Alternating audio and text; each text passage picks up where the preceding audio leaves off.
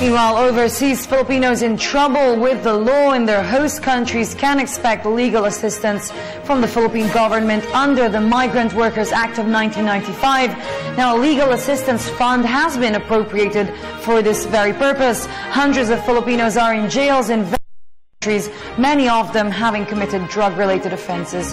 More details from Santos. The Philippines is sending Filipino workers abroad since 1970. During that time, it was seen as a temporary solution to the rising number of Filipinos without jobs. However, the trend continues up until now. Along with this are different issues OFWs are facing. This includes drug smuggling. Around the globe, there are more than 200 Filipinos in death row. Of this number, were due to drugs. About 72 OFWs were jailed in China. Some are prisoners in Middle East, Malaysia, and Thailand. Data from the Migrante International showed there were 6 Filipinos who were executed in 2005. In July 2014, the number of Filipinos jailed due to drugs rose to almost 800. 63% or 445 of them are women.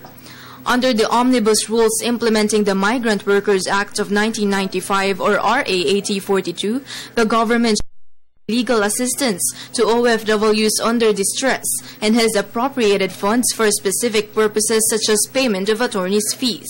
There are actually some 20 countries with capital punishment for drug-related cases, but 7 of these are the most well-known, mainly because of the number of people who were meted the death penalty, including foreign nationals.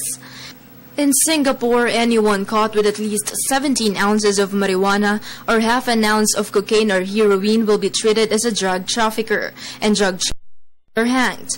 Under Malaysia's laws, mandatory death penalty is served against drug traffickers. Iran is one of the most active executioners of drug offenders. Under the Islamic regime, up to 500 drug traffickers are executed every year. In Saudi Arabia, drug traffickers get the same penalty as murderers and rapists, that is, public beheading. In 2007, an estimated 470 persons were executed in China. Many of them are drug offenders. What is more terrifying of UAE's that people get arrested even for a very small trace of any drug deemed illicit in the country. In Indonesia, a drug user could get 10 to 15 years in jail. And as with other countries that use capital punishment for drug offenders, it reserves the maximum penalty for drug dealers, usually by firing squad. Mary Jane is one of the Filipinos who was sentenced to death in Indonesia after being caught with drugs. Under Indonesia's laws, death row convicts are to be moved to prison or an isolation cell of a prosecutor, where he or she will be informed of their execution 3 days beforehand. The execution must not be made public unless the president orders otherwise. The firing squad is made up of 12 enlisted officers and 1 non-commissioned officer who will be led by a high-ranking officer. On the day of the execution, the convict will be escorted by the police to the designated location of the execution. Once at the destination, an officer will blindfold the convict unless he or she requests otherwise.